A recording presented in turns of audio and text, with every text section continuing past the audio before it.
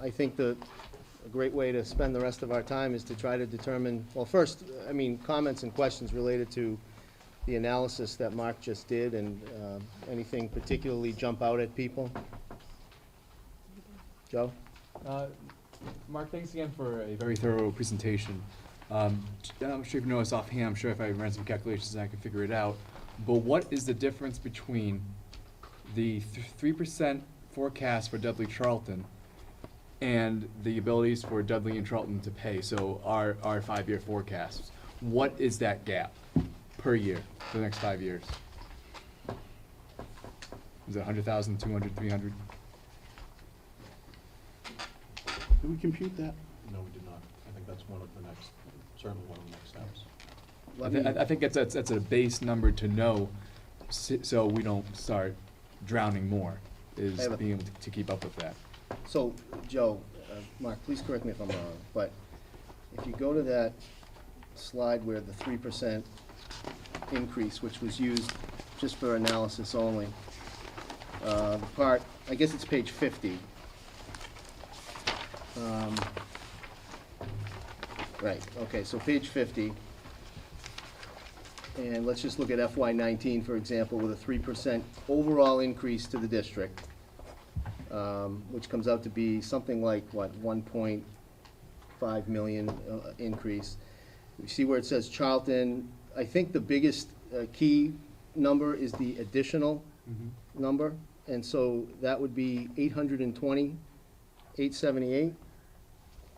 And as Rich, correct me if I'm wrong, but that works off of the number that they were at in FY18, which was 520. So you add, you do the math there, and that's what, $300,000.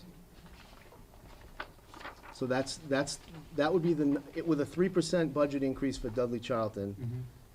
Charlton would be looking at an additional $300,000 going into our budget above the minimum from where you were this year. Is that accurate? I don't think so, No. because you still got the requirement that's increasing from 10 to 7.4 to 4.8, then you've got this one, so the amount is this. So it's, It's the 12.4 minus the 11.8. And 623.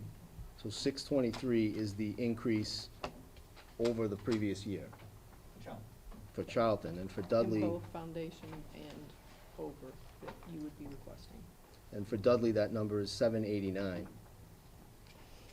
And that's an 11% increase for Dudley and 5.3 for Charlton, to get to a 3% overall for the district. And Because, then comparing that to the Charlton's 5-year forecast then, going from 26.7 million to 27 million, it's about $400,000 difference if Charlton didn't pay, it paid all of its increase then to that. Basically, for the last couple of years, the schools have taken most of our increase, if not all of it.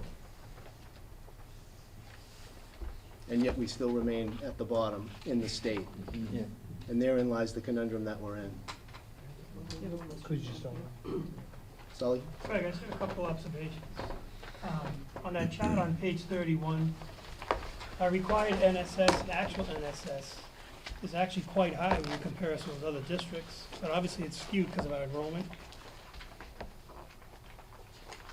Our enrollment is also higher than, Right. and my eyeballs are bleeding a little bit here, but I'm trying to see.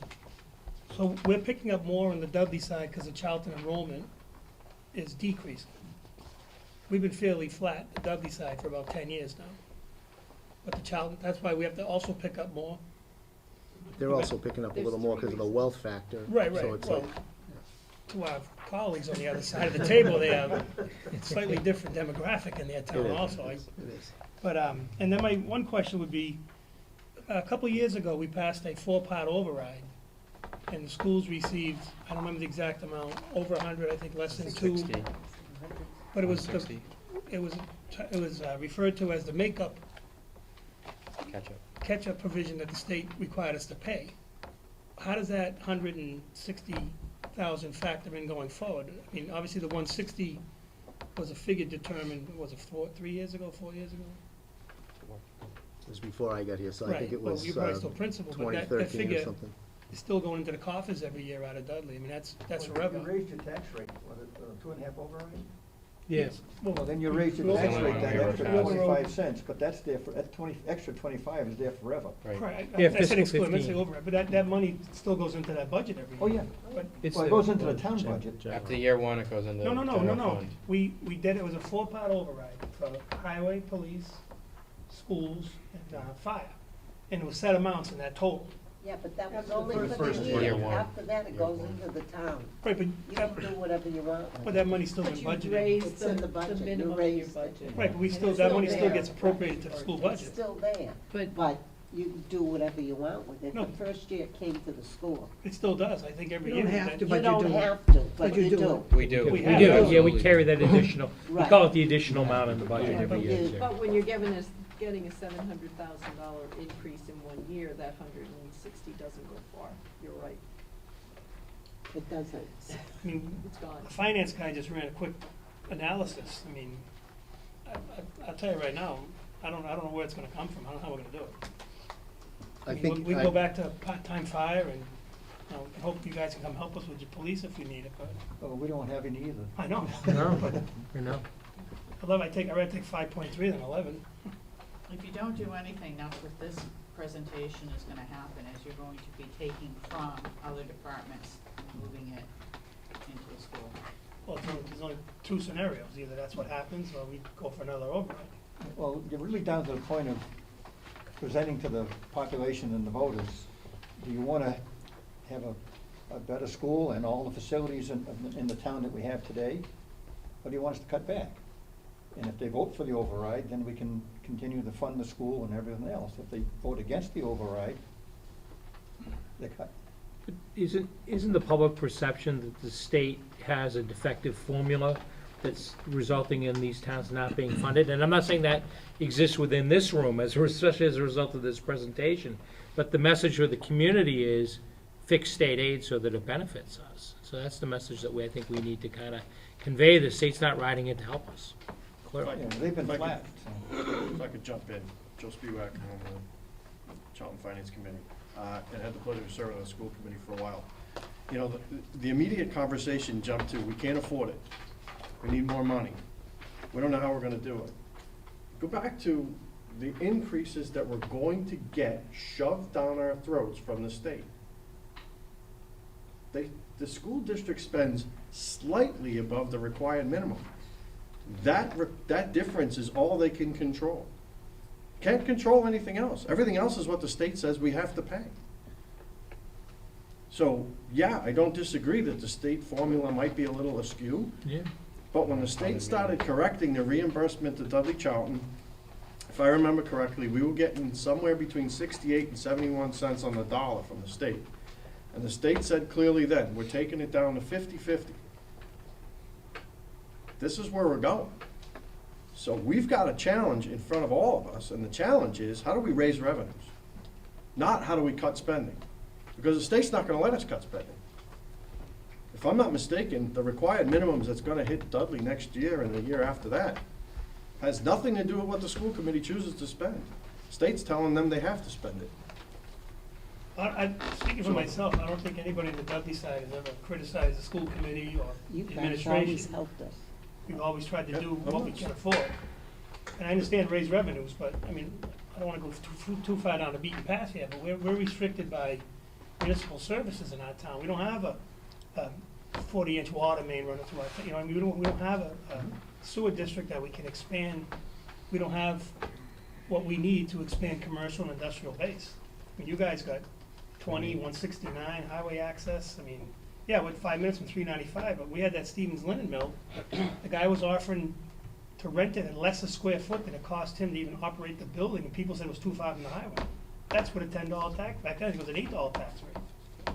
So our revenue stream is not a stream. And our ability to grow that stream is severely hampered. Infrastructure is number one for us, and just to even offer infrastructure. And I'm not speaking for water sewer, but, I mean, Greg's been there long enough, he knows, Debbie's been there longer than I have. She understands, we just can't do it. Rich knows. I'd love to grow the revenue stream. I hear you. I'm just saying that the conversation jumps to, you know, well, we'll go to an override, and if the voters don't vote for it, if the voters don't vote for it, the state's gonna take the money. This is this is a reality check, and believe me, I'm a taxpayer, I'm not willing, you know, I'm not thrilled about having to pay more taxes either, but at the end of the day, the state wealth formula was designed to help the 73 or 4% of cities and towns and school districts that were getting underfunded. Dudley-Charlton happened to be part of the 24 or 5% that were getting overfunded. Then.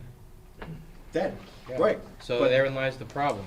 Well, right? it's not a problem to 74% of the cities and towns in Massachusetts. Right, but again, Right. the formula's flawed. We've been saying that consistently for years now. But it's not getting you anywhere.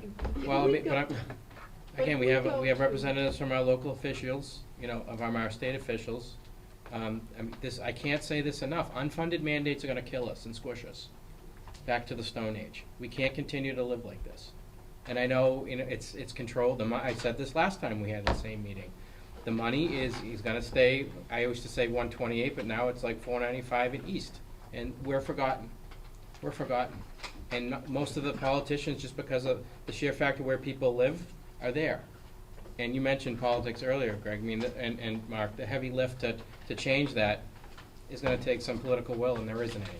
Well, one thing you have to look at too, especially in Dudley, your tax rate's roughly $10. No, it's No, twelve, it's twelve, $12 now? twelve. How close to you guys But, now? well, the problem you're gonna have with $12 is you're inviting a lot of residential in. And as you invite in residential in, you bring in children, which is in the schools. That's right. And that same rate should encourage commercial, but you're so far from the highways. Right. I mean, Charlton's right on the highways, Right. which is lucky for us, it's dumb luck. But that's one of the things, I think I wrote to Robin the other day, that both our tax rates are based on old farm communities. Right. Which is fine, that's a good thing, I like farm communities. But we're living in a suburban community now, where people want this service and that service and better schools. Yep. But the only way they can get all those things is they gotta pay more. They may or may not want to, but to get it, they have to pay more. And I don't wanna pay it either, but it's gonna have to be. I just want to point out something, because Joe was talking about the formula's flawed, and we can say that. But I do want to point out, if you go to slide 49, where it talks about the projections, and the school is using the 3%. The large increases that you're starting to see, though, is in that bottom half, the Charlton Dudley additional over school foundation. And that's really to get you up off of being the bottom.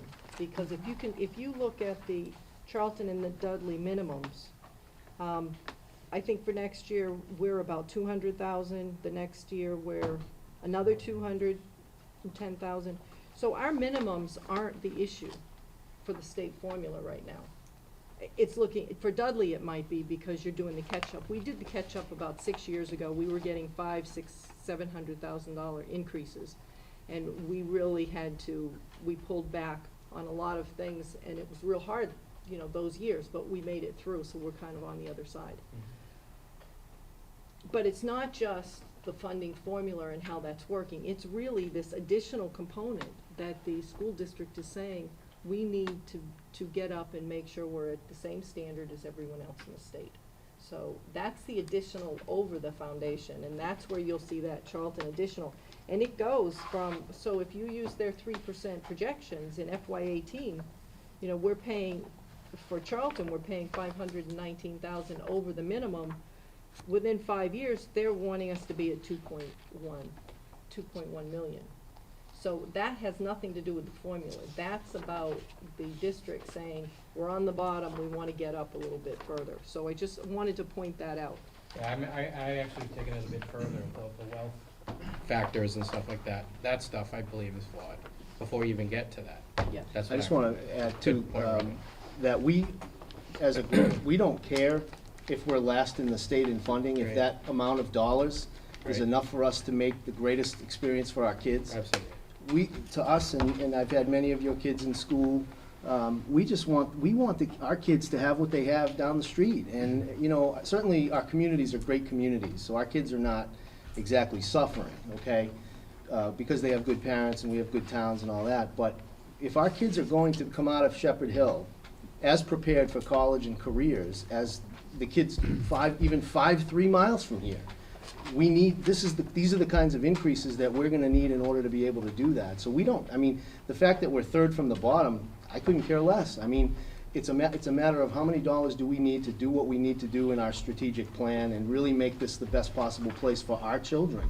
That's the most important thing to us. We realize that with a 3% increase, you can't do that. And that's why we need to get together and say, as Mr. Spiewak said, not all the reasons why we know that we're in trouble, but what do we do about it, and where do we go from here, and how do we fight this fight?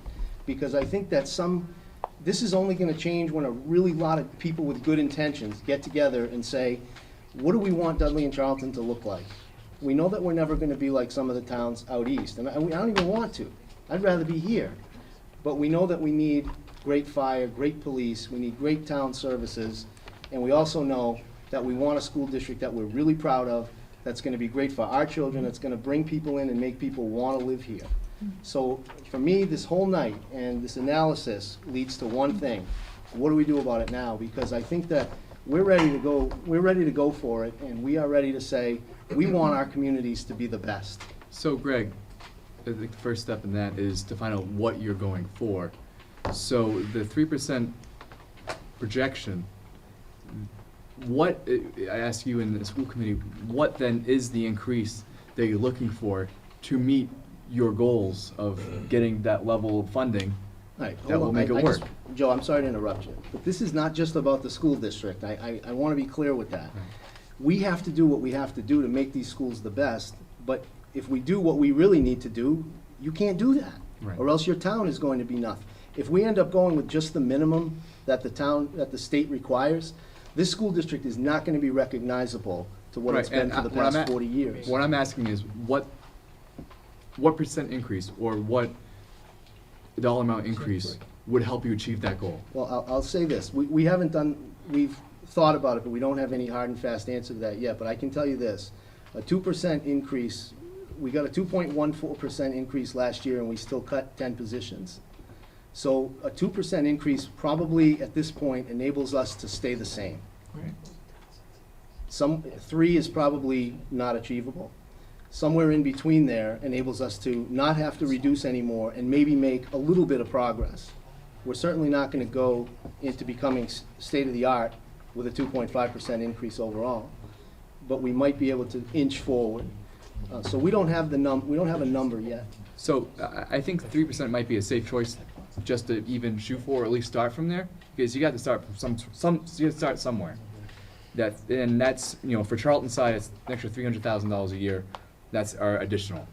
So maybe that is where we start thinking about, okay, for an override, do you want to double that? So Charlton gets $300,000, and then Dudley-Charlton gets another $300,000. So you're starting at maybe a $600,000 override, just as a starting point, just rough numbers, so we know what magnitude we're going for.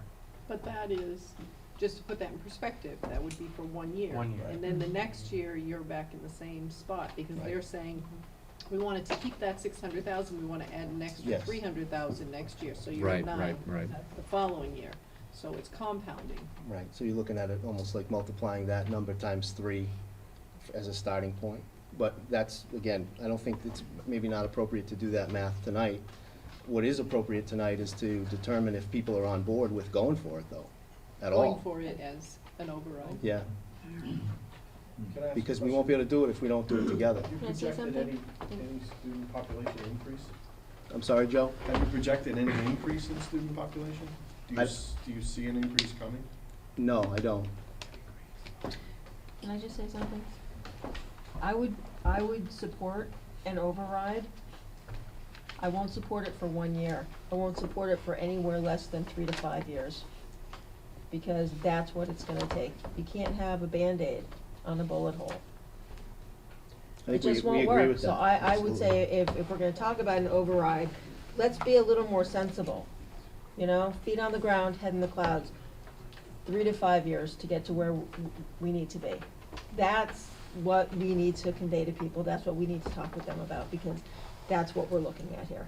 I won't go for 1 year, it would have to be extended. Robin, we can do a multi-year override, can't we? Yes, you Yeah. can. Right, but those are permanent, right? Debt exclusions are for 1 year or 2 years, you can do No, that. these are permanent These are overrides, is permanent. what she's talking about, to move. It's the amount. To the move bottom. forward. Yeah. So you can't structure an override, you can't say, for example, 1 No. million first year, 2 million the second year, 3 million. Yeah, You can do it Yes, that you way? can. Yeah. Mhm. But you gotta do the whole amount. Is it could so, be- I don't know this, so do you do one set amount and then it is we who do the planning for what, how it breaks out over the Right. years? Or do you actually line that up for the taxpayers to vote on? That's, I don't know how that works. You have to do I that. think that you can do, I'm pretty sure you can do multiple years, so you could do for FY '17 starting an additional override, for FY '19 you could be. That would be part of how we would sell it. You can change the amount. No, you would have to vote one time, you'd go to the polls and you'd say, this year, starting July 1st, 2018, you get this amount in an override. Starting July 1st, 2019, you get this amount, and then 2000. So it would be an A, B, C, D. And then it would be yes or no, so they might, and whichever one, passes, then they go forward. So And you're the talking about nice four thing separate about that questions. is that after 3 to 5 years, you're telling, you're telling the citizenry that we can look at it again. This doesn't, let's see where we are in 3 to 5 years, but this has to be fixed. Yeah, because if you split it up like that, you're gonna get 3 no's. Can I ask a question, because We've this tried was, that. Mr. Spivak brought this up. On the town level, are you aware of any development that's coming on board or coming into either of your town that would bring in any kind of development or housing option that's gonna be bringing in a lot of population over the next couple of years? There may The be mill. some, but not to the compounding of what you're talking about here for 3%. Currently, I think what you're seeing is developments that have been stagnant with no house lot sales. Since the inventory is low, the developers have been pulling building permits, and they've been building out old house lots that have been pre-approved by the planning boards in both towns. So I think you are going to see an increase. I don't know what the increase is gonna be. You can probably look at the building commissioners or building inspectors and see how many brand-new housing building permits have been pulled. But it's definitely an increase. When your housing stock, when the inventory's low, these guys are going out there putting spec houses up right now, so it's hot. Lumber's up, everything's up. Just a question, at one point in Yeah. time, there were possibilities of duplex communities and things like that across from Bay Path, and then increase in low income or anything like that happening? No, what was talked about across the street from Bay Path was the Charlton Housing Authority looking for some more space for senior citizens, basically. A percentage of that does have to go to low-income families. They also have, that's long-range planning. I don't see that happening probably in 8 to 10 years. But the Housing Authority in Charlton does have some housing units that are probably gonna be put up down at their current area. But that's mostly gonna be senior citizens, I believe. Right, we're looking at the Stevens Linen, the old mill in Dudley. That guy been coming for historical tax credits, and he's pretty close to his goal. Actually, I thought he was supposed to break ground this August, but he hasn't. We're looking at, the numbers kind of fluctuate, 120 apartments to 140. We're gonna be mostly one bedroom, some 2, some 3. We're gonna be condos at one time, and I don't think they can fill them with condos. So we might be looking at 100+ units of 1, 2, some 3 bedroom. And if they start, we're well below our 10% on the Okay, that's my question. low-income housing in town, way below. Right. And anybody, this gentleman obviously is pretty learned on it, anybody knows, they can come in and just say, we're gonna get you guys up to your cap in one swoop, and we'll end up with another low-income project similar to other towns close next to us. And that might be, I don't wanna put a number on it, 3, 4, 5. Full of kids ready to go to school. Ready to go. Your 6th grade might get, Which leads to an 90 increase kids. on police and fire, right? It compounds. Yeah, just a suggestion. We were faced with that probably, I wanna say 12 years ago, we had what we call an unfriendly 40B coming before the planning board. The gentleman that wrote the 40B law is a guy named Mark Bobrowski. I would contact him. Yeah, we know him. We know. Is he representing these people? No. We've been, we. Oh, We there's know. something else? The handbook for, Zoning zoning handbook. handbook. Okay, but the state, if you're having an unfriendly 40B, which it sounds like that might be what this gentleman's, he's not calling it that, but it is that. You can, there's ways to do it. Excellent. Yeah, because if they're gonna do something like that, why don't you have some, economically positive things, like a storefront on the basement level You and can stuff do like that. that? You can do Just that. to You can also make them offset. fund all their studies. They can, Yeah. and we're getting off course here, but No, but there's a bunch of stuff you can do. That's good. I just want to jump in, and I just want to make sure I can understand the numbers before we start talking about next steps. So as I look at page 23, it's got all the numbers for Dudley-Charlton. And one thing we talked a little bit about earlier was how low Dudley and Charlton's tax rate is. And those low tax rates combined with low values translate to a ridiculously low amount that we raise in taxes. So where in the state's formula did they consider how much money Dudley and Charlton raise in property taxes? And shouldn't that be part of the determination of how state aid is distributed on the basis of how much money I came from a community that had roughly the same population as Dudley. It was in North Reading, and the amount of the town's tax levy was $45 million. Dudley's not even $10 million. And so how does that number get translated to us? Because I don't see it in any here. I think the town would say that your tax rate is affected what you asked for, no matter what your valuation is. But we're stuck with it, because this tax rate's the number that gets spit out at the end of the mathematical Part equation. of that was back to the farm days. I mean, we have. I know. Well, when we were in a farm community, we didn't have a lot of schools, we didn't have a lot of things, and the tax rate covered it. Now we Right. have all this stuff, and the tax rate doesn't cover it anymore. That's the crux of the problem. Both communities, when 2.5 passed, were farm communities. They had they had large landowners that had cows on the land. Not a lot of kids in the schools, okay? We in Charlton passed up, 1 or 2, 2.5% levies, I think, at some point in time. Okay, shame on us. But that is the problem. The people in our towns, okay, I hate to say this, okay, have been living, they've been getting all their services, but they haven't really been making the tax rate go where it needs to go. The wall is right before us now.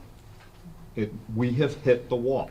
The former chairman of our finance committee, 3 or 4 years ago at our town meeting, told the townspeople, this is going to happen. It's here. It's absolutely positively here. The next problem that we're gonna run into, never mind services, let's just look at the school department, okay? Just the schools, okay? You're gonna bleed to death. You're gonna bleed to death like some of the other towns around us who haven't funded, okay? Who have kept their tax rate artificially low, haven't told anybody, haven't told the citizenry that there is a problem, and now they have a big problem, okay? And once your schools go into the tank, your property values go in the tank. So anybody that's looking at their house as an asset, that when they go to retire, they're gonna sell the house for this much more money because because of inflation, and we have good schools and stuff like that. Your investment is gonna go in the tank, okay? All you have to do is look around. A 3-decker in a certain town selling for $130,000 and $140,000. Can I ask a question? If there's a direct correlation to revenues coming in through property values and the taxes that are paid, can someone explain to me the process by which houses are reassessed? Are we up to date in our assessment? So are we actually even though our tax rate is low, are we taxing based on what the current value of the home is?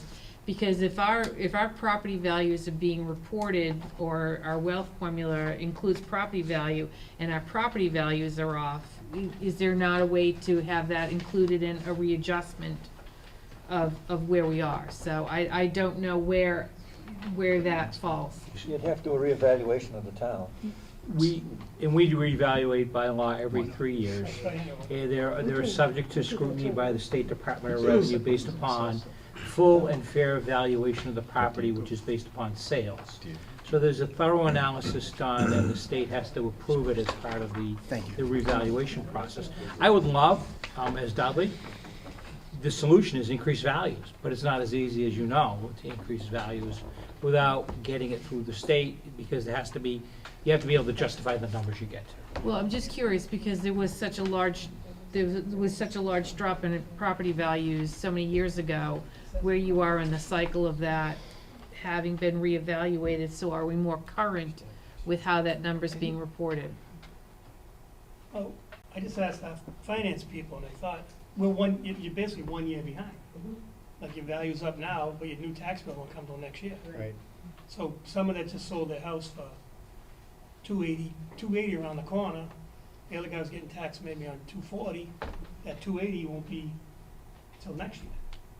But it's put in the ocean with the rest of the Yeah. 310s and 245s, so that you're at, Dudley's at 90%.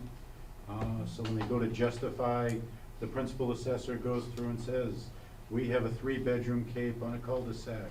It is worth X amount of dollars because, and should be able to justify everything. Right. Every year we do our tax hearing with our assessors. We always kick around, she always gives us options. One tax rate, shift some burden onto the commercials, shift a little more.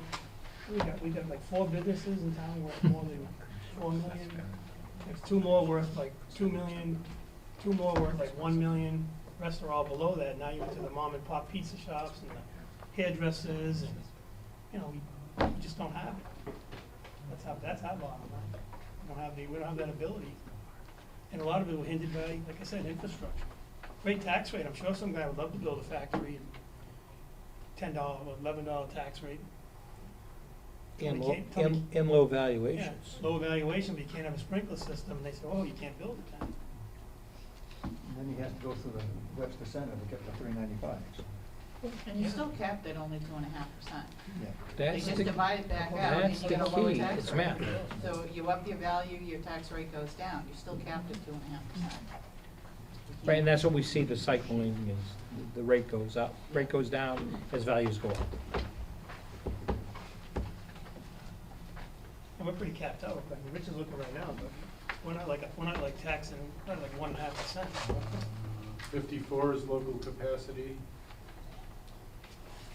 That's how much we live on the table every year.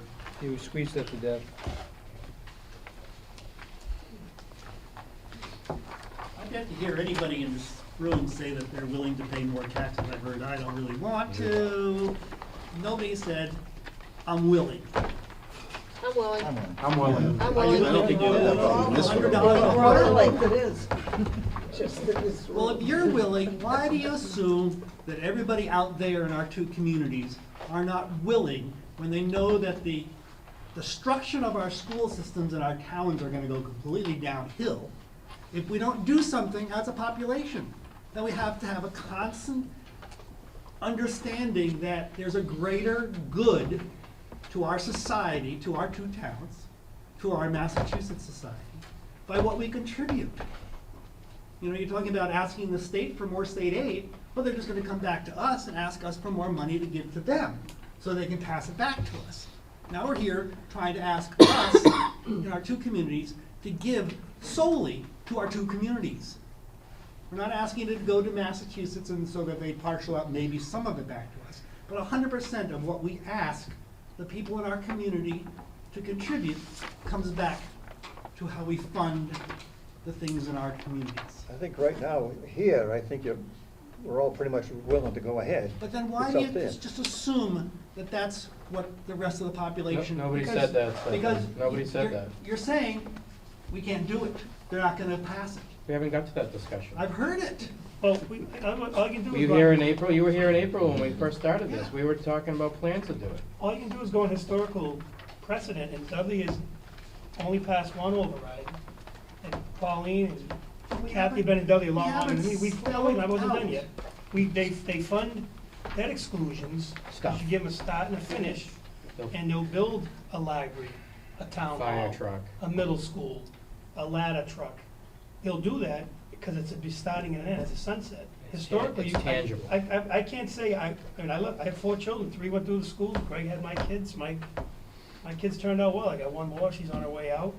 I'll pay more for the next guy, but I'm just going by historical precedent. The people in Dudley love them all to death, and they all have their reasons, have not consistently supported an override. They supported one, about $500,000. 410,000. Because we sat down with the schools, we broke it down. These are the 4 components, it still passed.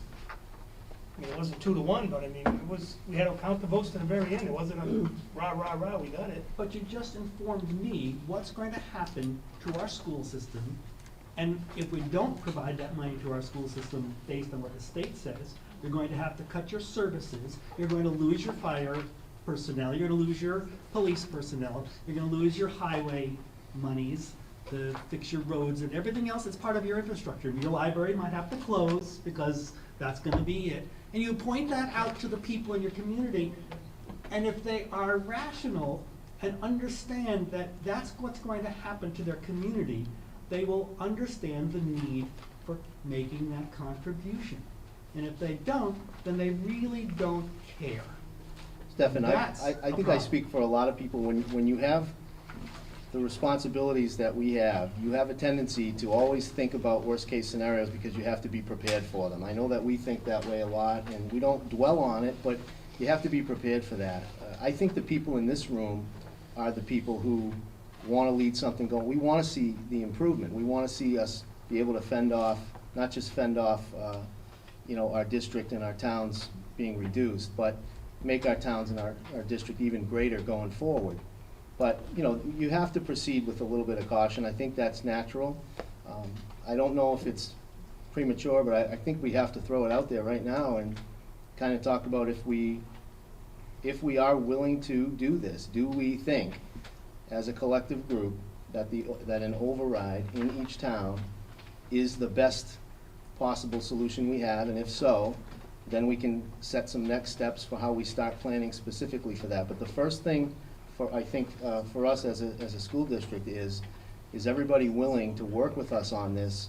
Does everybody believe, as we do, that this is really I can't think of a better solution, and I don't think any of us can. I think we have to do this, and I guess I want to know if people agree, and I want to have that discussion before we go too much further. I say you go for it. There's no other choice. Go for it. I think that's how we feel. And I think you don't want to have, I know you have to have a backup plan, but I think we don't want to talk about a backup plan. This is it. We don't get it, it's a problem. But if you talk about a backup plan, then all of a sudden everybody goes for the Yes, backup so plan. that- So we don't want a backup plan. I believe what happened at our town meeting last year, where our finance committee and the board of selectmen did not add the extra money into the school committee budget, just for the reason so that the people at a 10-town meeting saw what we were coming up against. And we were very vocal at that time, at the town meeting, along with a lot of the people from the school committee and the schools that came forward. And we said that we're gonna end up doing a 2.5 override.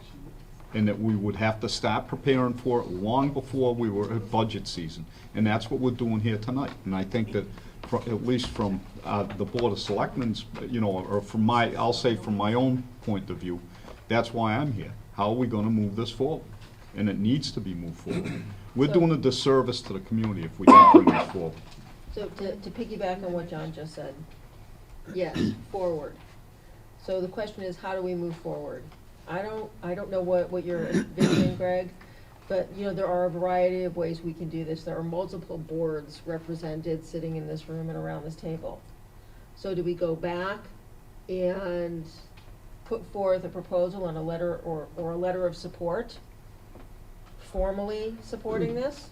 Is that something, we can do? I don't know. That's why I'm asking. So I want to circle back to what I brought up earlier. It's about what is the need? There's a huge difference between, $750,000 versus $7.5 million. Not knowing what you need, that's going to make a huge difference in how you sell it, how you present it. Just looking at some rough numbers from the 3% for Charlton numbers, is a $300,000 increase every year to our above minimum contributions. Last year we increased it 180, 200,000. So, and you said somewhere in the middle seems to be the sweet spot. So, are we then thinking, we talked about 3 years earlier, about playing 3 years out, do we do 250 each year for 3 years as an override? You gotta remember, if you do 250, I was gonna use 300 because it makes it easier. If you do 300 for each of the next 3 years, you get 300,000 the first year, 600,000 the second year, and 900,000 the third year. Because that first 3 year doesn't go away. Right. You've already raised that, you raise again, so at the end of 3 Plus years, it also you're up gets 900,000. compounded by the 2.5%. Okay, Yeah. I think we're getting ahead of ourselves. I agree. I think what we really need to decide as a body of individuals is this something that gets 100% support? Exactly. But how much do you need? I can't support something if I don't know a dollar amount. Joe, that's part of the marketing part of it. That's not the decision to do it, that's part of the selling part. What you probably right. would wanna do is to get a smaller committee to sit down, look at these numbers, and start to try and build consensus of where people are comfortable. That's what we suggested earlier in the year, same. Rich? Can we get Mark back into the conversation? Obviously, Dudley and Charlton are not the only people who are in a position like this. Do we know of someone, one of the other 33 districts, 32 districts, who would be in a bind, who have done the analysis similar to you, or you've done the analysis, and an override to an artificially low tax rate, is that the best step? Is there a combined approach where we need to do 2 or 3 other things? I mean, we've gone through historical data, and thank you. You've unscrambled an egg for a good portion of it. Much easier to digest, specifically when we're just looking at the 2 communities. Do you have a thought or a direction? You kind of brought us to a place with the presumption our administration needs additional money. We don't want to keep up with the Joneses. Dudley and Charlton are going to appreciate and value because the school is going to be a gem in Massachusetts. So we're going to take that as being gospel. They need the money. I'm sold on that part. To get to that point, if you had some input, I think would be great. I've worked with many regions. I've been working with more regions recently, but I have yet to work with any one town who is this far under their local effort, and thankfully they'll be at the effort, but not for 5 years. That's a burden. And it's like, what was one of those slides? Maybe 30 communities that are spending well lower, and that's the whole districts, not just regional districts. I had another point and I just lost it. It'll come back to me. I think there was a question here. No, it was just a comment, and we had brought this to the boards in the towns during budget season last year, is that there has been legislation pushed forward specifically to study regional school district budgets, because they are unique unto themselves, and they come with factors that other towns and, single city districts, single city school districts don't deal with. So there are inequities that are happening, and there are inequities that have been identified specifically within central Massachusetts. regarding the minimum local contribution calculation. And we did talk about this last year in the spring. Minimum local contribution calculation is not part of Foundation Budget Review Commission. So one of the pushes that we have, that we've been trying to advocate for legislatively, is to study how regional school districts come about, so that we can come back to looking at things like minimum local contribution and how we get that number changed. So all that's been asked for right now is that we put forth legislation that allows us to have a committee to come back and study how our budgets are developed. But those are things that are long ways. It's just to get the study going, and then once we get the study and we figure out things that need to get fixed, then we need to work on getting things fixed. None of these types of things, Foundation Budget Review Commission or that study, are getting us to any kind of solution over the next 3, 4 to 5 years. Foundation, I think Mark did it eloquently. The Foundation Budget Review Commission is going to take a long time to implement those solutions, and some of those solutions may or may not have any kind of substantial impact to our district.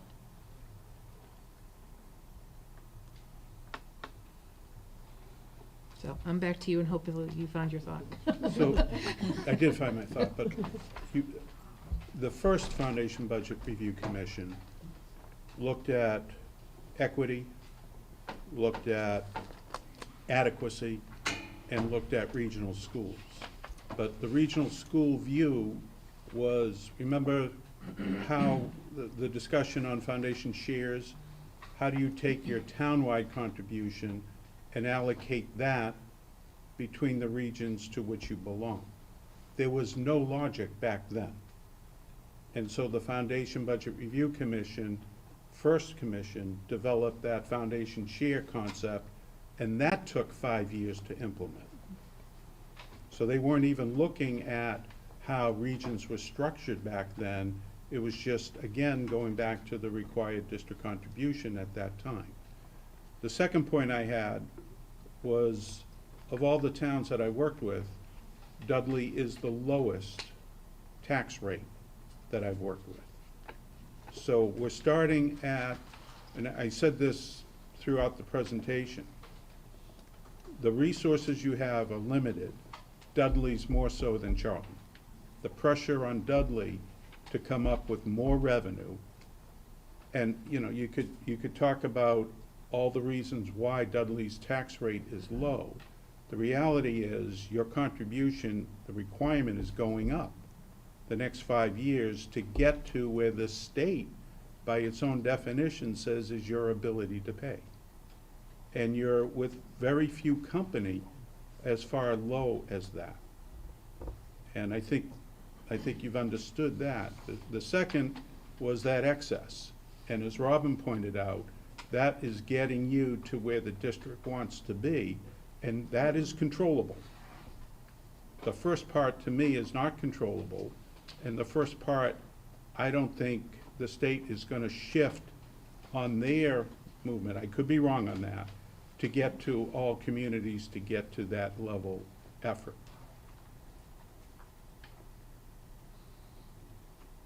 Silence.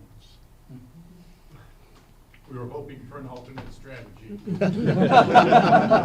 I wish I could say to you, let's fix the Chapter 70 formula, but the state would come back to this region and say, wait a minute, we're giving you 2.5 million more than you should be getting in foundation aid. So that's not the cavalry coming in. The minimum aid is not the cavalry coming in. So it's got to be in this room thinking about ways to generate more revenue for the district.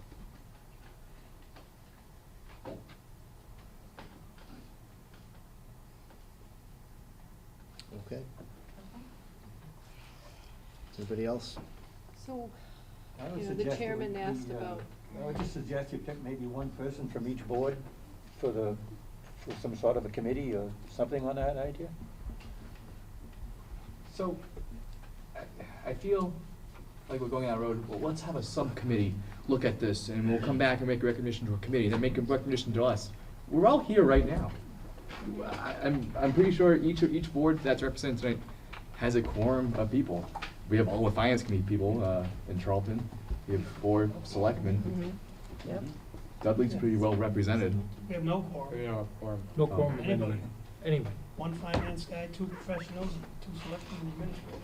But you've also received a lot of information tonight, and you may want to go back and just digest this. I think it might be early to try and say, here's the number we want to Yes, put out. it is. I think that tonight was really aimed at, one, making sure everybody had a good sense of the truck that's gonna hit them shortly, you know, and how to do the numbers on the truck. And then decide, you know, where you wanna go from there. But I don't know that you have ready yet to make those kind of commitments. I think, the superintendent here is asking for a level of commitment to work on this. And, you know, I'm remembering Charlton tried to do an override, 3 years ago, 4 years ago? 2013. Somebody would know. Yeah, forgive me. I was trying to push And- that. And we need to figure, I think, for Charlton, part needs to figure out what went wrong and what needs to be done differently. You may have ideas on that, and that might be good to share. I And think- Dudley had a successful one and can share information on why that worked. Well, I think the reason why we're here tonight and we're trying to get out ahead of this before budget season is exactly what doomed the last one, because there was misinformation and non-truths put out there that tanked it. I mean, that's exactly what happened. There is no doubt in my mind as to what happened, and that's why when we started talking about this, that's why I was up front at the town meeting, and that's why I'm trying to leave no stone unturned so that nobody can say that we didn't exhaust every look in every place that we can as to what's gonna happen. There is no doubt in my mind that we need a 2.5 override to make sure that the school system gets funded the way it needs to be funded. And I don't wanna leave anything to chance that somebody can put misinformation out there and pass stuff out that's untrue. But the best way to do that is to get ahead of it and to start quickly. That's.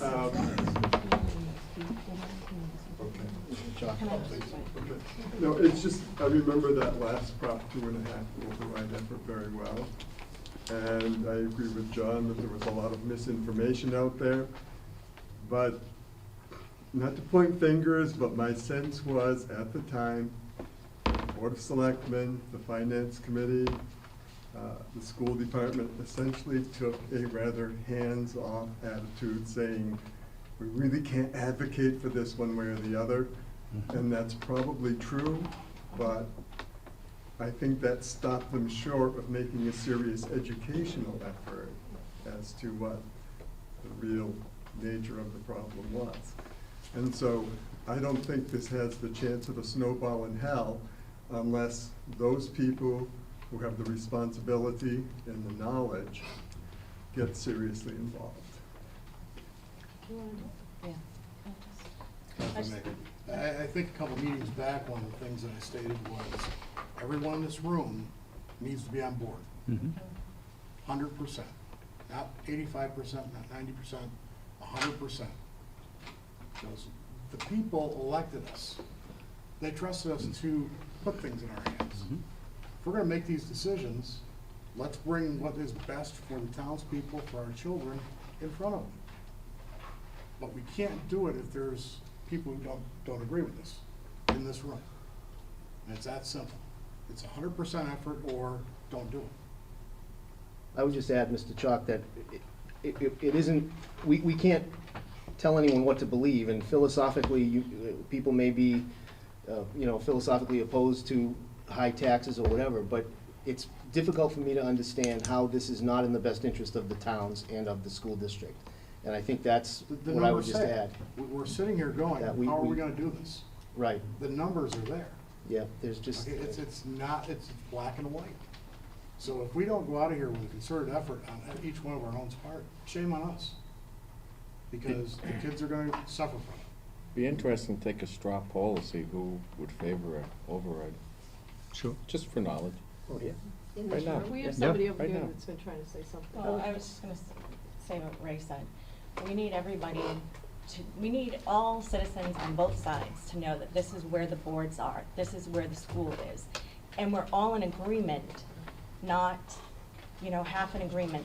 But that's what the town residents, yes, they don't want to pay more in taxes, and they'll tell you that. But if everybody here in this room and the ones that could not come, if we all come together in an agreement and the town sees that, I think that's where we'll get the reinforcement from the citizens and the residents here. We did this in 2013, and it was heart-wrenching to see it fail. But in 2013, we knew this is only down the road. And for the people that didn't see that, we're here. We're here, and if both towns are gonna suffer. You're already talking about volunteer firefighters. The school is only gonna get worse if we don't try to get more money for our students. And that's all I basically, it's just, we all have to be on that same page. This is the only way it's gonna work, is the same page. And that's what we need to walk out of here knowing.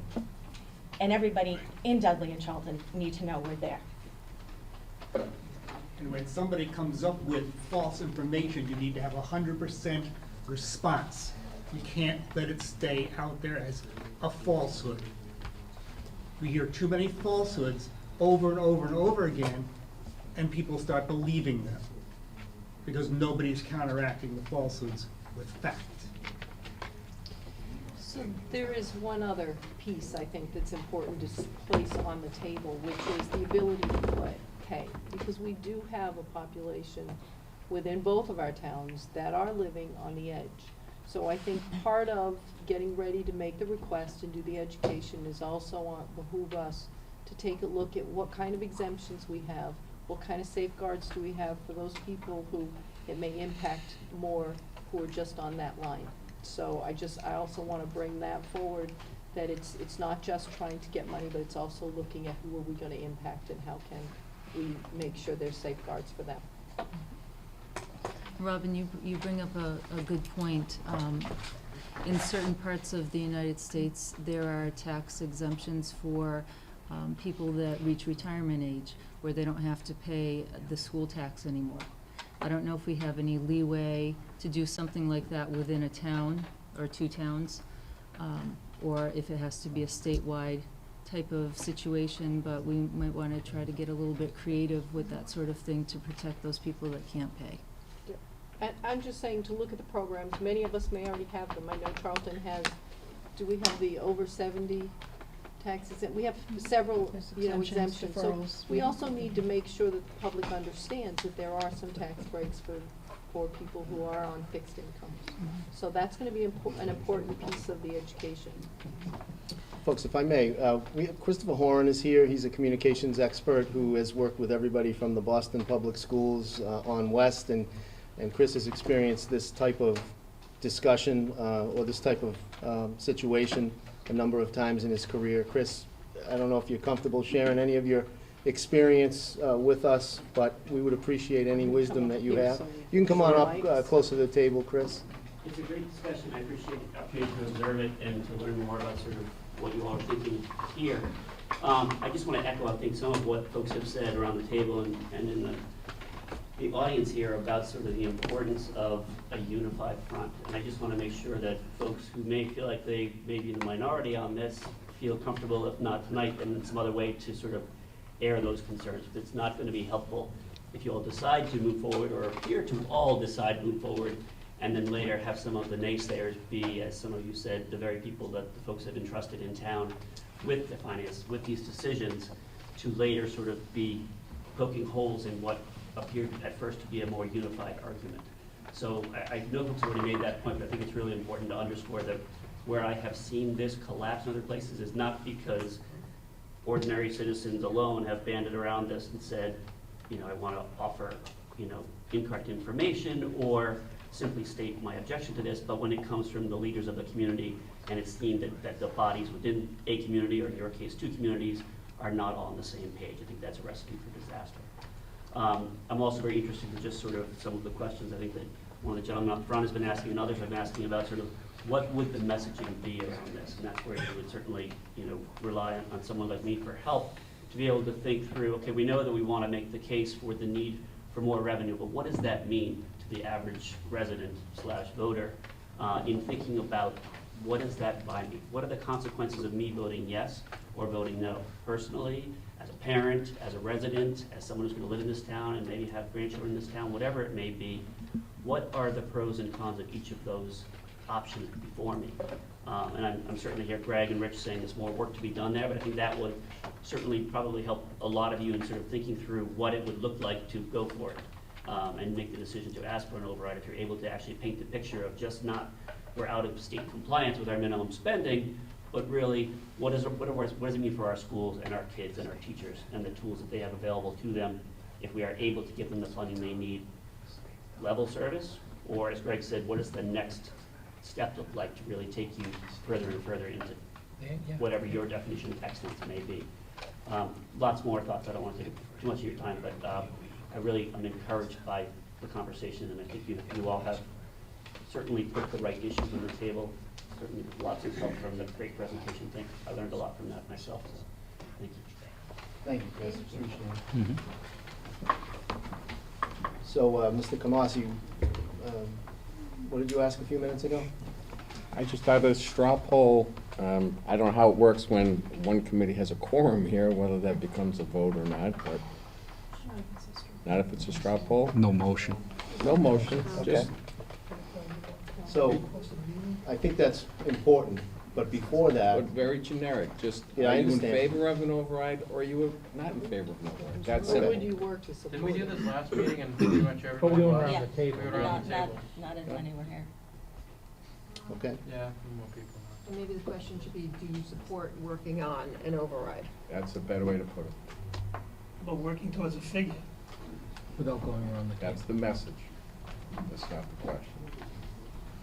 Right, I mean, it's, the question on the table is, do you support working toward an override? And certainly we, the school committee and Mr. Matthew and I, we have some work to do as far as looking at the FY19 budget and determining what that number would look like and sharing that with you before anything becomes formal, okay? But as a straw poll today, just needing to know who has been sufficiently moved by Mr. Abrams' analysis and the experiences you've lived with over the past several years to believe that this is going to be our best option to work towards this. I'm comfortable with that. David? Wouldn't it be quicker just to see if there's anyone here who is not in support of it, let us know, and then if they would just give us the reasoning so that we can understand their concern and maybe deal with the concern? That might be a lot faster than going one by one who's in favor, since I assume everyone's in favor. But if someone isn't, let us know and the reason, and then maybe we can adjust that reasoning. What It he might be said. a lot faster. It might be faster, but I'd like to have everybody kind of put their hand up and just make a commitment. I In like other words, to- not saying anything and I'm opposed, doesn't mean anybody else is or isn't, but if you put your hand up, you've said something. What's that saying? Never take silence for a yes? Yeah. Well, I'll be glad to start. I'm for it. I'm not gonna vote because as an administrator, I don't do that. We're just working on it, Robin. The board tells me to do it, I'm gonna do it. Okay. So, next steps. And we know that we have work to do to be able to speak to you more specifically about what our needs might be. So I know we have that work to do, but what else? What else can we do to work on this together? I do want to ask the question, I think it was brought up earlier by Mr. Singer, about is there anyone here with opposition or any reservation or any issue with the override? I wouldn't expect somebody to be the minority voice and say it. Right. If you're talking about a town meeting where there was subversive activity, the people who are advocates, I think, have spoken well. And you, at least personally, I see who has people who might have a concern. And I'll limit it to that, because at the second or third iteration of these meetings, we should be able to address these, and I guess my only urge is, if there's a concern, we have some contact people in the front. If I had a concern, I can get in touch with them, no problem. And if I were a selectman representing those who marginally could pay, maybe that discussion might be better had in a smaller setting, but still would include a few of the major players. That's my thought. Right, but we're just talking about looking into working on this. This isn't, we haven't got to the sales pitch or anything like that. I think there's a couple of different angles you need to hit this from. The leadership all facing in one direction is the most important. There are going to be some other things that come about. In the back of my mind, I know tomorrow night there is an economic development committee meeting. That's the next step. It's not a 3 or a 4 year solution, but I can imagine a budget discussion from 10 years ago saying we don't have the money. Well, if we acted then, something would have been in place, whether it be on West Main Street in Dudley or 169 in Charlton. So it's never too late to start those. I can't imagine costs decreasing. But Safe with my bet that they won't. pessimistic thought, I'll end things on. So I think it was helpful to hear someone said, can we get a committee, someone that'll start maybe to put together what the questions are, the different facets. Am I to understand that you may be having the gentleman that just spoke, working with the group to maybe devise a strategy? Yes. So. We've would already it- hired him. We hired him a couple meetings ago. So can you just talk about your hiring him and what he might do? Sure. Well, we've been authorized to spend up to a certain amount, $7,500, on Mr. Horn's services, and we need help with, professional help with the strategy, because we feel like we've got to, for lack of a better term, we've got to do a new type of game. We've got to attack it in a different way, a way that we haven't before, and I felt like we needed some professional help with somebody who's been down that road before. So he's going to help us with the message to the communities, primarily. So could I suggest, would it be helpful to have the chair people of each of the selectmen and the finance committees, school committee, meet together and you guys decide on how you want to move forward, and those chairs could bring back that information to their individual boards? And is that one way to do it? I think it's a good idea. And I would also, I like your idea. Or even a chair and a second person I who like has an your idea. interest that's willing to go to that meeting? I would also. So you always have a representative there? Open it up as well, that role, not only as the representative to that meeting, but also as the point person between the board to that committee. So if there's, concerns that if you don't feel comfortable sharing in a room full of people, or if you think of something later on, or you hear something, being able to be that collection point and being able to pass that on, I think would also behoove that, to have that be incumbent upon that position. Anything that keeps the lines of communication open and flowing. So, And the correct for information Charlton's too. side, if you don't mind if I help facilitate this, then Jerry, as chairman, do you have a second person on the finance committee that would be willing to come with you? Chair and vice chair. Mr. Clausen, am I looking at you? Yes? Can you put those two names down, Ms. Jerry Dole and Henry Clausen? For the Board of Selectmen, Chairman Joe Safarovich, and Vice Chair, are you interested? Yep. John McGrath? There's representatives from Charlton. Just make sure, I heard you say BOSs and FinComs, I'm assuming the school committee will also have a chair, vice chair. Yeah. Greg, do you? Same, we have to have a discussion as to who that would be, but we agree. We think that the concept we have is a good one. And I think we will want to discuss as a committee whether, if it is the chair and the co-chair, that's fine. I think it should be the chair and the vice chair That's fine. to do it. Where you want to go? Can I ask a question in just in going forward? One of the things that I'm just thinking about is really understanding the questions that people feel that the townspeople are interested in knowing, because one of the things that I think it's a reality check based on the numbers that have been presented is that even with what at this moment seems like a large sum of money or seems like a unsurmountable task to go for a 2.5 override, still is never going to take us from the bottom of the pile up to even the middle of the pile. So we're talking about a number and an override that is probably realistically always going to keep us in the lower 20% of school districts in the state. And I think that's a reality check that is important to possibly communicate in the process of how we're doing this. Is the sum of money that we're asking for is never going to turn us into a stellar district. It's never going to turn us into being able to offer things that a lot of other districts can offer. But the hope is that we're looking for a sum of money that is going to keep us from backpedaling, so that we're not trading off a guidance counselor to put we had to let someone go in order to bring in a staff person, or we're making a decision that we can offer this versus offering that. I think that it's important to hear not just what the sum of money is that we're thinking that we can go for, but what the sum of money is going to represent. And who it's gonna represent, really. It's a person. John and then David? I'll let David talk first. He's been quiet. I'll be very quick then. I just think going forward, there are certain things we have to be very cautious of in our messaging.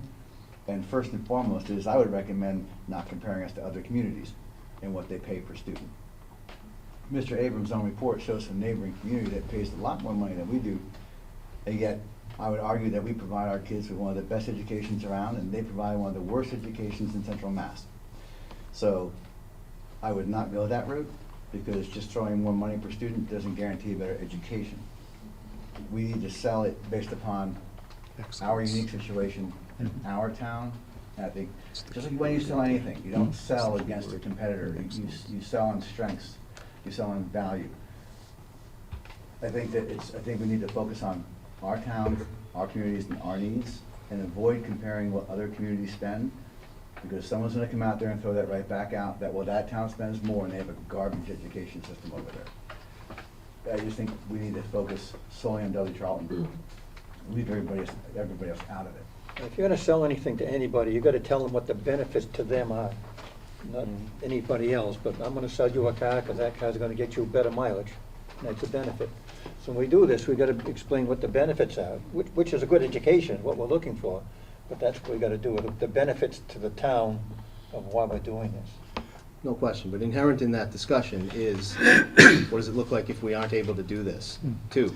And, because like your towns, our district has come to the point where it's going to be very, very difficult for us to continue to be a level 2 district that has a great reputation if we have to keep on reducing. So, I agree. We have to show, look, if this is successful, this is what it can look like for our children.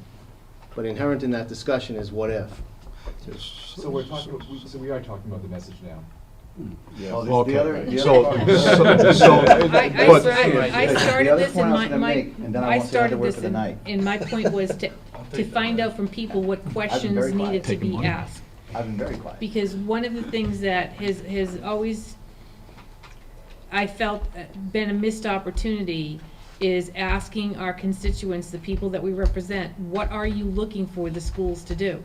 What are you looking for us to provide? Not comparing apples to oranges, but turning around and saying, what is the school district that you want here in Dudley-Charlton?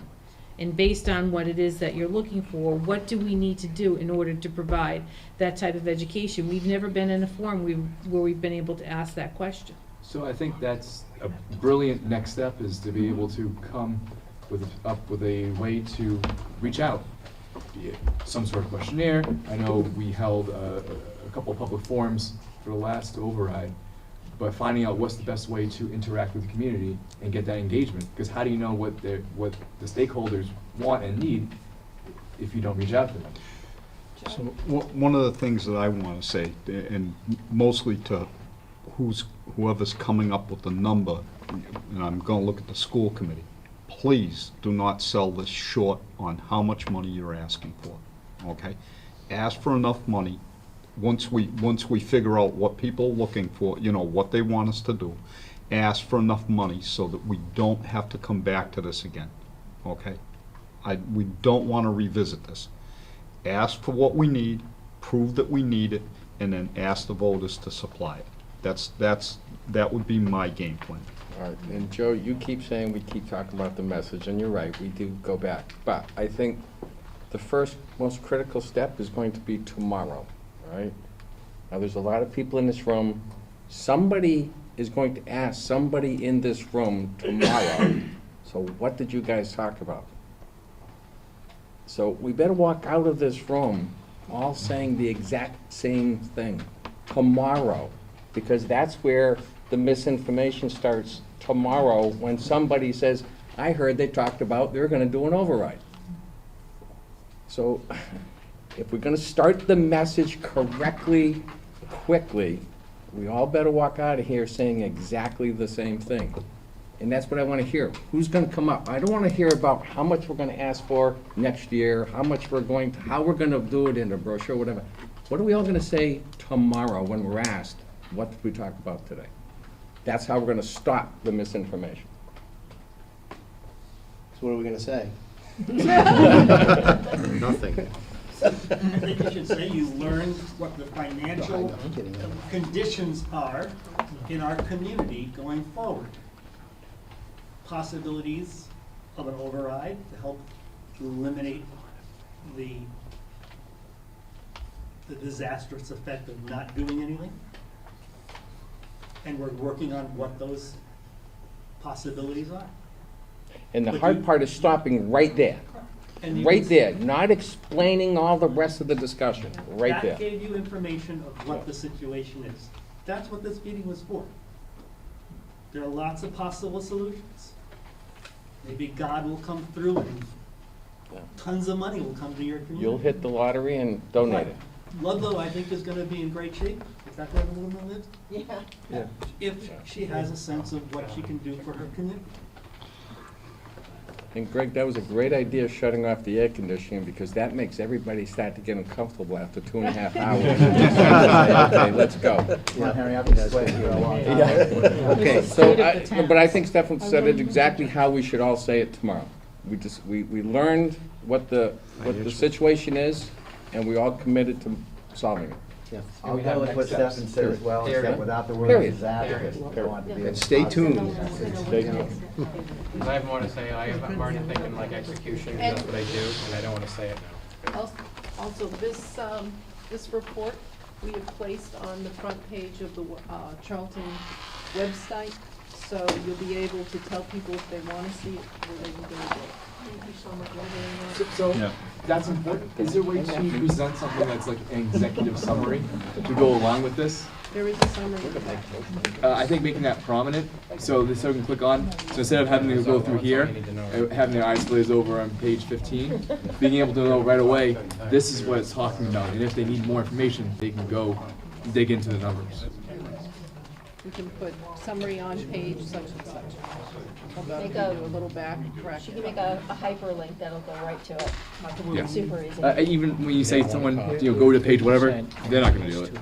Being able to click, have one click by having it right there is, that's how it's accessible. Maybe the summary thing, we wait until this group meets and then we sometimes study together and then have it link to that and then we start to have build on it. It's really easy to link to the summary. Right. Had I not been here tonight, looking at just this, I would have not known how to understand. Yep. Okay, there was a lot of explanation. And this is going to be played on the education channel.